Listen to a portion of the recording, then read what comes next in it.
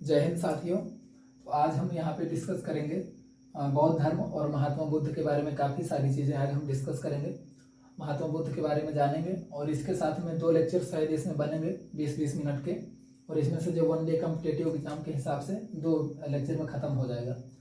इसके साथ में हम 1 लेक्चर इसमें से और लेकर के आएंगे जैन धर्म वर्सेस बौद्ध धर्म का।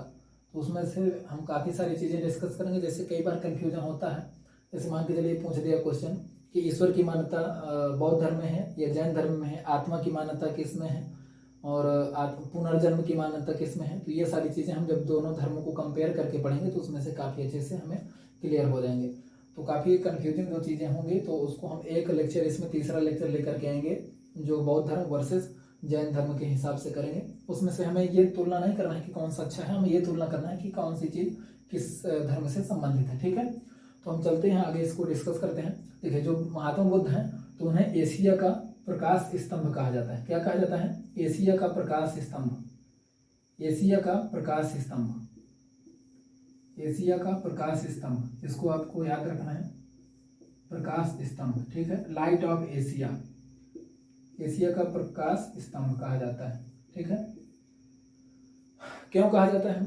क्योंकि महात्मा बुद्ध ने जब जैन धर्म जब बौद्ध धर्म जब पनपा तो बौद्ध धर्म और जैन धर्म में हम जब कंपेयर करेंगे तो इन सारी चीज़ों को जानेंगे। और मैंने आपको 1 लेक्चर में क्वेश्चन भी दिया था कि आपको ये गेस करना है, ये कहीं से भी आप पता करें कि आखिरकार हमारा जो बौद्ध धर्म है वो जैन धर्म की अपेक्षा क्यों ज़्यादा प्रसारित हुआ। ठीक है, तो उसी समय हम जो तो सारी चीज़ें इसमें डिस्कस कर लेंगे कि महात्मा बुद्ध जो तो महात्मा बुद्ध को एशिया का प्रकाश स्तंभ क्यों कहा गया, लाइट ऑफ एशिया क्यों कहा गया। ठीक है, तो ये आप पॉइंट नोट कर लीजिएगा, फैक्ट के रूप में आता है क्वेश्चन में कि एशिया का प्रकाश स्तंभ या लाइट ऑफ एशिया किसे कहा जाता है? महात्मा बुद्ध को। ठीक है, आगे हम यहाँ पे कुछ चीज़ें देखते हैं।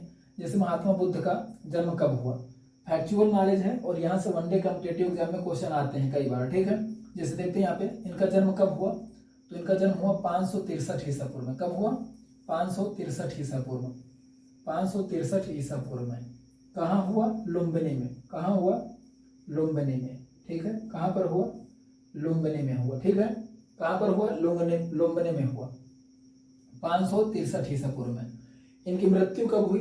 अब आप सोच रहे होंगे कि जन्म के बाद सीधे मृत्यु हम लिखवा दें, तो मृत्यु इसलिए हम डायरेक्ट लिखवा देते हैं क्योंकि ये ऊपर वाली डेट और नीचे वाली डेट आपको आसानी से याद हो जाए, दोनों एक ही जगह। ठीक है, आगे देखते हैं यहाँ पे इनकी मृत्यु कब हुई थी।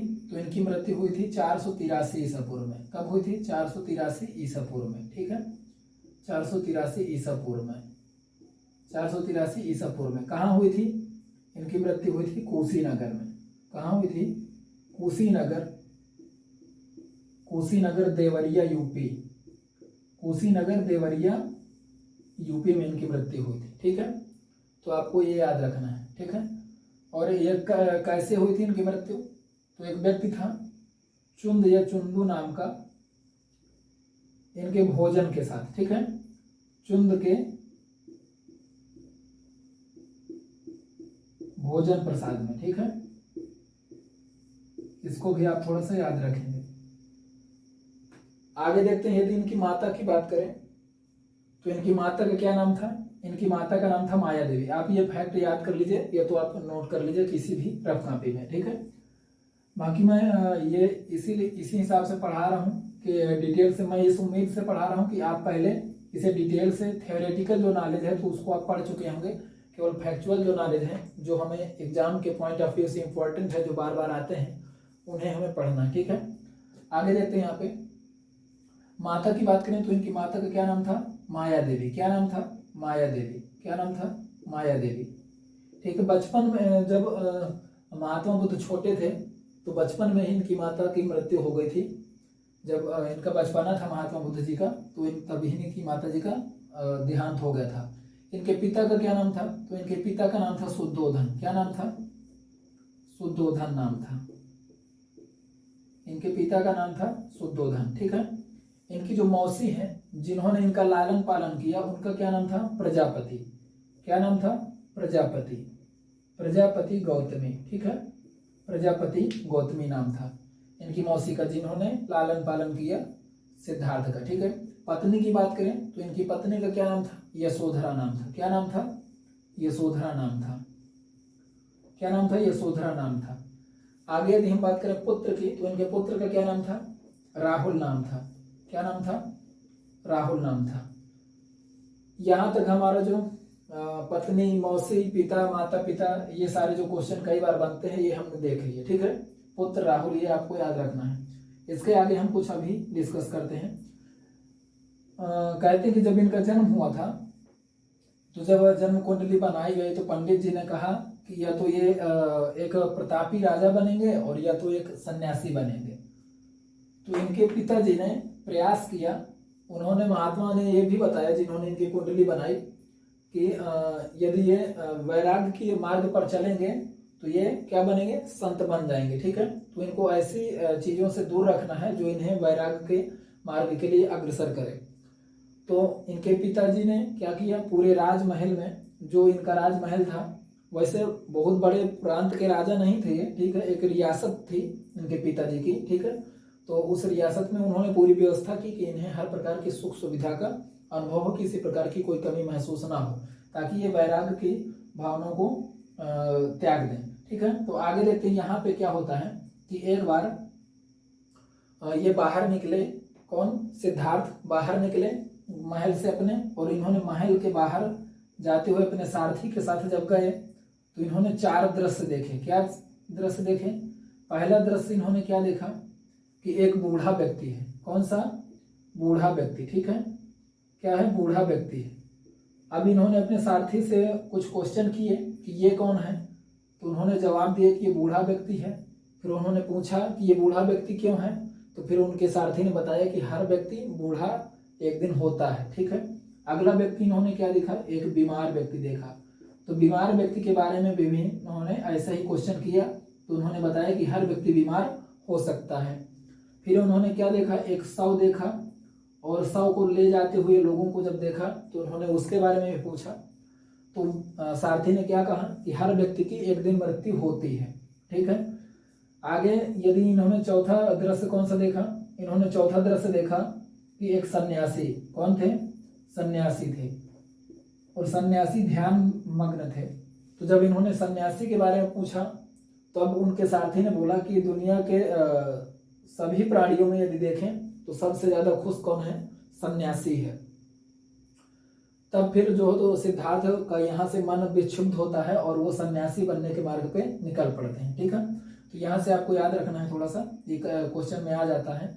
तो आगे हम यहाँ पे देखते हैं, जब इन्होंने ये 4 दृश्य देखे तो अब इनका जो मन क्या हो गया? मन इनका क्या हो गया? विक्षिप्त हो गया, और ये जो तो अध्यात्म के मार्ग पर बढ़ने के लिए अग्रसर होने लगे। ठीक है, तो यहाँ पे देखते हैं आगे, जब ये इन्होंने अपना घर त्यागा तो इनकी उम्र क्या थी? कई बार ऐसे क्वेश्चन आते हैं। तो देखते हैं ये ग्रह त्याग। क्या? ग्रह त्याग। ठीक है, तो 29 वर्ष की अवस्था में इन्होंने ग्रह त्याग किया। क्या किया? 29 वर्ष की अवस्था में इन्होंने ग्रह त्याग किया। ठीक है, तो जब इन्होंने ग्रह त्याग किया तो उसको क्या कहा गया? उसे कहा गया महाभिनिष्क्रमण। ये आपको याद रखना है, बहुत इंपॉर्टेंट है, महाभिनिष्क्रमण।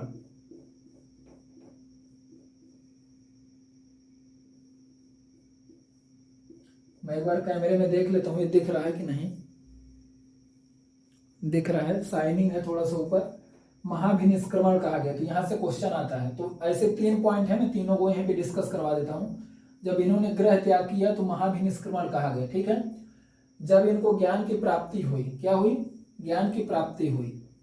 जब इनको ज्ञान की प्राप्ति हुई 6 वर्ष की कठिन तपस्या के बाद, 6 वर्ष की कठिन तपस्या के बाद इनको ज्ञान की प्राप्ति हुई। जब इनकी उम्र कितनी थी? 35 वर्ष के जब थे तब इनको ज्ञान की प्राप्ति हुई। ठीक है, तो उसको क्या कहा गया? धर्म चक्र प्रवर्तन। क्या कहा गया? धर्म चक्र प्रवर्तन। क्या कहा गया? धर्म चक्र प्रवर्तन कहा गया। ठीक है, धर्म चक्र प्रवर्तन कहा गया। जब इनकी मृत्यु हुई, मैं इसे डिस्कस करवाने की कोशिश कर रहा हूं, महाभिनिष्क्रमण, धर्म चक्र प्रवर्तन। और जब इनकी मृत्यु हुई तो उसे क्या कहा गया? जब इनकी मृत्यु हुई तो उसे क्या कहा गया? उसे हमारा कहा गया महापरिनिर्वाण। महापरिनिर्वाण। ठीक है, महापरिनिर्वाण कहा गया। महापरिनिर्वाण कहा गया। तो ये आपको याद रखना है, ठीक है। ये मैंने तीनों एक जगह इसलिए लिखे ताकि दिक्कत ना हो। अब यहाँ पे मैं थोड़ा सा ट्रिक बता देता हूँ। देखिए, निष्क्रमण, निष्क्रमण मतलब निष्कासित हो जाना। क्या हो जाना? निष्कासित, निष्कासित हो जाना, ठीक है। निष्क्रमण यहाँ से आपको रिलेट करना है, तो निष्क्रमण से निष्कासित, घर से बाहर चले गए, ठीक है। और जब इनको ज्ञान की प्राप्ति हुई तो धर्म के मार्ग पर चलने लगे, तो ये धर्म चक्र प्रवर्तन हो गए। और महापरिनिर्वाण, ये आपको याद कर लेना है ऐसे कि जब इनको निर्वाण की प्राप्ति हुई, जब इनकी मृत्यु हुई तो उसे महापरिनिर्वाण कहा गया, ठीक है। अब यहाँ पे थोड़ा सा हम आगे चीजें डिस्कस करेंगे, तो मैं इसे इरेज कर देता हूँ पॉज करके, और थोड़ा सा इंक भी डाल लेते हैं, फिर इसका आगे डिस्कस करते हैं। तो देखिए यहाँ पे महात्मा बुद्ध के बचपन का नाम क्या था? सिद्धार्थ था। इसे भी आपको याद रखना है। क्या नाम था? बचपन का नाम सिद्धार्थ था, ठीक है। सिद्धार्थ, यदि हम बात करें तो महावीर स्वामी के पिताजी का नाम क्या था? सिद्धार्थ था। और महात्मा बुद्ध के बचपन का नाम क्या था? सिद्धार्थ था। तो इसे भी आपको याद रखना है। और यदि महावीर स्वामी की यदि बात करें तो उनका जो हो तो बचपन का नाम क्या था? उनका बचपन का नाम वर्धमान था, ठीक है। तो ऐसे ऐसे पॉइंट हम थर्ड लेक्चर में लेकर के आएंगे, जो बौद्ध वर्सेस जैन का होगा, ठीक है। आगे देखते हैं इनकी तपस्या। तो इन्होंने तप कितने साल तक किया? 6 वर्ष तक। कितने वर्ष तक किया? 6 वर्ष तक इन्होंने तपस्या किया, ठीक है। और 35 वर्ष की अवस्था में इन्हें ज्ञान की प्राप्ति हुई, ठीक है। यदि हम बात करें तो यहाँ से ये क्वेश्चन काफी इंपॉर्टेंट हो जाता है कि इन्होंने किस नदी के तट पर तपस्या की। तो इन्होंने निरंजना, किस नदी के तट पर? निरंजना, शायद यहाँ पे दिख नहीं रहा होगा, मैं इधर लिखता हूँ। इन्होंने निरंजना नदी के तट पर तपस्या की। किस नदी के तट पर? निरंजना नदी के तट पर। निरंजना या इसी को फाल्गु बोलते हैं, ठीक है। तो दोनों नाम आ सकते हैं, इंपॉर्टेंट क्वेश्चन है। फाल्गु नदी के तट पर, फाल्गु नदी के तट पर इन्होंने तपस्या की, ठीक है। और जब इनको ज्ञान की प्राप्ति हो गई, ठीक है, तो इनको क्या कहा गया? बुद्ध कहा गया। ज्ञान प्राप्ति के बाद इन्हें बुद्ध कहा गया। और जिस जगह पर इन्हें ज्ञान की प्राप्ति हुई तो फिर वो बाद में क्या बन गया? बोध गया बन गया। क्या बन गया? बोध गया बन गया, ठीक है। तो इसे भी आपको याद रखना है। क्या बन गया? बोध गया बन गया, ठीक है। आगे यदि हम इनकी बात करें कि इनका उपदेश, प्रथम उपदेश कहाँ पर रहा, तो प्रथम उपदेश इन्होंने अपने इनके जो 5 साथी थे, जो इनके साथ हम क्या करते थे? तप करते थे, जो 5 साथी थे उनको उपदेश दिया सारनाथ में। कहाँ दिया? सारनाथ में पहला उपदेश इन्होंने दिया, ठीक है। जो इनको छोड़ करके चले गए थे, ठीक है। इनके गुरु की बात करें तो इनके गुरु कौन थे? अलार कलाम थे, ठीक है। अलार कलाम से इन्होंने सांख्य दर्शन, जो हिंदू धर्म के हैं, और उन सारी चीजों से इन्होंने शिक्षा ली है। अलार कलाम से सांख्य दर्शन के बारे में इन्होंने शिक्षा ली है, ठीक है। और शून्य का ज्ञान भी प्राप्त किया है उन्होंने अलार कलाम से। ये आपके लिए इंपॉर्टेंट ज्यादा नहीं है, बस आपको ऐसे याद रखना कि गुरु कौन थे? तो अलार कलाम, ठीक है। तो पहला उपदेश इन्होंने सारनाथ में दिया। और इसकी भी कहानी है पीछे की इनकी, कि महात्मा बुद्ध तप कर रहे थे तो एक महिला आई, और ये जिस वृक्ष के नीचे बैठी थी, तो उस वृक्ष में जो तो पहले किसी महिला ने ये मन्नत मांगी थी कि यदि उनको बच्चा होगा तो वो यहाँ पे पूजा करेंगे, कुछ ऐसा। तो जब उनको एक संतान की प्राप्ति हुई तो वो आई और उन्होंने देखा कि ये भिक्षुक, ये जो तो तपस्या कर रहा है, तो उन्होंने सोचा कि ऐसे डालने से अच्छा है यही है कि इनको खिला दिया जाए। तो जब उन्होंने खिलाया तो जो उनके साथी थे वो बोले कि तुमने एक महिला के हाथों से खाना खाया और तुम्हारी तपस्या भंग हो गई, और वो उनको छोड़ करके चले गए। इसके बाद जब उन्हें ज्ञान की प्राप्ति हुई तो जब सारनाथ पहुंचे महात्मा बुद्ध, फिर उनको पहला उपदेश दिया। तो कितने लोग थे इनके साथ में? 5 लोग थे। कितने लोग थे? 5 साधक थे। कितने साधक थे? 5 साधक, ठीक है। तो इन लोगों को पहला उपदेश सारनाथ में दिया था, ठीक है। भाषा की यदि हम बात करें तो पाली भाषा थी। क्या थी? पाली भाषा थी। तो ये इंपॉर्टेंट क्वेश्चन हो जाता है। और इधर से भी यदि हम जैन महावीर स्वामी की बात करें तो इनकी भाषा क्या थी? प्राकृतिक थी। क्या थी? प्राकृत। तो इसको भी आपको याद रखना है। तो प्राकृत थी। और यहाँ पे एक पॉइंट और इसको याद रखना है आपको, मैं यहाँ पे लिखता हूँ कि जो महात्मा बुद्ध थे तो ये किस गणराज्य से थे, यानी किस कुल से थे? तो शाक्य गणराज्य से। कहाँ से थे? शाक्य गणराज्य से। इसको आपको याद रखना है, ठीक है। शाक्य गणराज्य से थे, ठीक है। और यदि महावीर स्वामी की बात करें तो ये किस कुल से थे? तो ये किस ज्ञात्रज्ञ कुल से थे। किस कुल से थे? ज्ञात्रज्ञ कुल से थे। किस कुल से थे? ज्ञातव्य कुल से थे। तो यहाँ से क्वेश्चन आते हैं कि महात्मा बुद्ध किस कुल से थे? तो शाक्य गणराज्य से थे। किस गण से थे? तो शाक्य गण से थे, ठीक है। और महावीर स्वामी की बात करें तो ये ज्ञातव्य कुल से संबंधित है, ठीक है। आगे बात करें यदि सर्वाधिक उपदेश की बात करें तो सर्वाधिक उपदेश कहाँ पर दिए गए? तो सर्वाधिक उपदेश इन्होंने कहाँ पर दिए? श्रावस्ती में दिए। कहाँ पर दिए? श्रावस्ती में, ठीक है। तो श्रावस्ती में इन्होंने सर्वाधिक उपदेश दिए, ठीक है। तो ये आपको पॉइंट याद रखने हैं। अब हम इसे कुछ इरेज करके आगे बात कर लेते हैं। यदि हम यहाँ पे शासक की बात करें कि इनके जो तो बौद्ध धर्म का पालन करने वाले कौन कौन से शासक थे? तो उदायन था, ठीक है। उदायन और अशोक, ये आपको याद रखना है, ठीक है। तो इस तरीके से आपको ये कुछ पॉइंट याद रखने। अभी हम इसको इरेज करके कुछ आगे पॉइंट डिस्कस कर लेते हैं। तो देखिए यहाँ पे यदि हम शासक की बात करें तो कौन कौन से थे? प्रसेनजित कौन थे? प्रसेनजित, इसको आपको याद रखना है। यदि यहाँ से क्वेश्चन पूछ लिया तो काफी हार्ड हो जाएगा, ठीक है। तो प्रसेनजित, उदायन और यदि हम आगे बात करें तो इसमें से और कौन आ जाएगा? अशोक। कौन आ जाएगा? अशोक। इनको जो फॉलो करते थे अशोक, ठीक है। और इसके अलावा बिंबिसार। ये आपको शासक याद रखने हैं यहाँ से, ठीक है। मुझे लगता नहीं इतने में कोई दिक्कत होगी। आगे यदि हम बात करें त्रिपिटक की तो कभी कभी क्वेश्चन यहाँ से ऐसे आता है कि त्रिपिटक का संबंध किससे है? और उसमें 4 ऑप्शन देगा, बौद्ध धर्म, जैन धर्म और हिंदू धर्म, इस तरीके से क्वेश्चन देगा। तो त्रिपिटक का संबंध किससे हो जाएगा? बौद्ध धर्म से, ठीक है। तो त्रिपिटक में कौन कौन से पिटक आते हैं? तो सूत्र पिटक, सूत्र पिटक,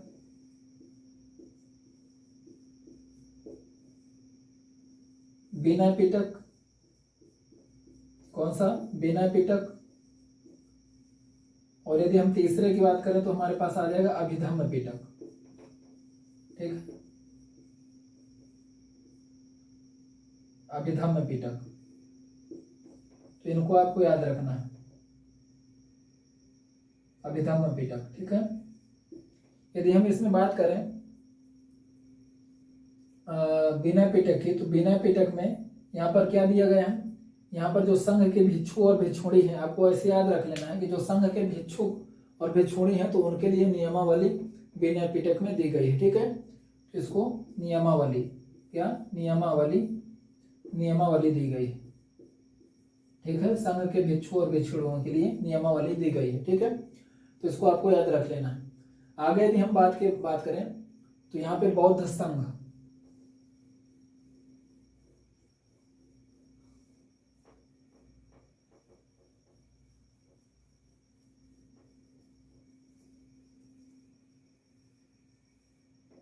बौद्ध संघ में यदि हम प्रवेश की बात करें तो बौद्ध संघ में यहाँ पे ऐसे लिख लीजिए, बौद्ध संघ में प्रवेश तो कितने वर्ष की अवस्था के लोगों को प्रवेश मिलता था?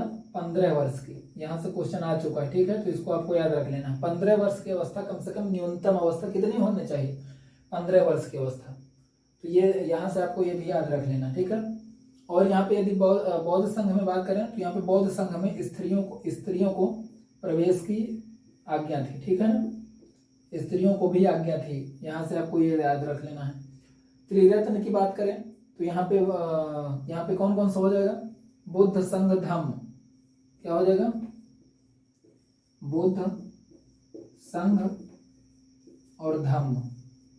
ये यहाँ पे क्या है? जो हो तो त्रिरत्न है, ठीक है।